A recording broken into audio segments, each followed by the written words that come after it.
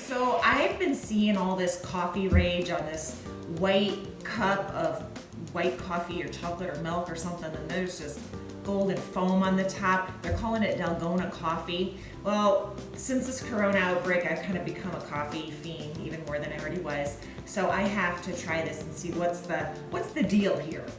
So I did a little research, and basically what I needed was espresso powder or instant coffee. I'm just using instant coffee because that's what they had at the grocery store when I looked. And what I have here is 3 tablespoons worth, okay? I also have 1/4 of a cup of hot water and 3.5 tablespoons of sugar. I'm gonna pour this hot water and my 3.5 tablespoons of white sugar into my stand mixer, and I'm just gonna turn this on to let the sugar dissolve before I add my espresso. All right, so my sugar and my water have pretty much dissolved to start making my espresso foam or this Dalgona stuff.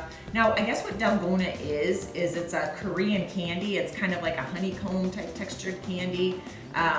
That's where this coffee drink gets its name, and it has to do with the color of the foam is the same color of this candy. I don't think there's any flavor combination. There's nothing that tastes the same. Okay, so I have my sugar, I've got my water.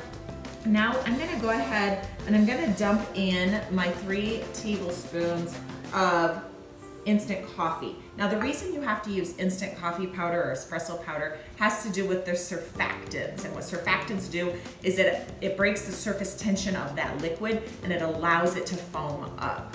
Okay, so kind of sciencey, but it all has to do with this surfactant factor. So I'm gonna let this whip now for 5 to 10 minutes on pretty high speed.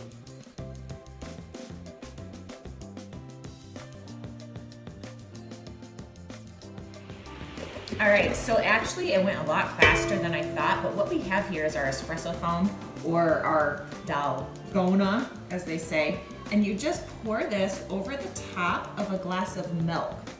And what you have here is this super smooth, foamy beverage. You can stir it up and have like a coffee milk, or you sip it as it is. And let me bring it up closer here.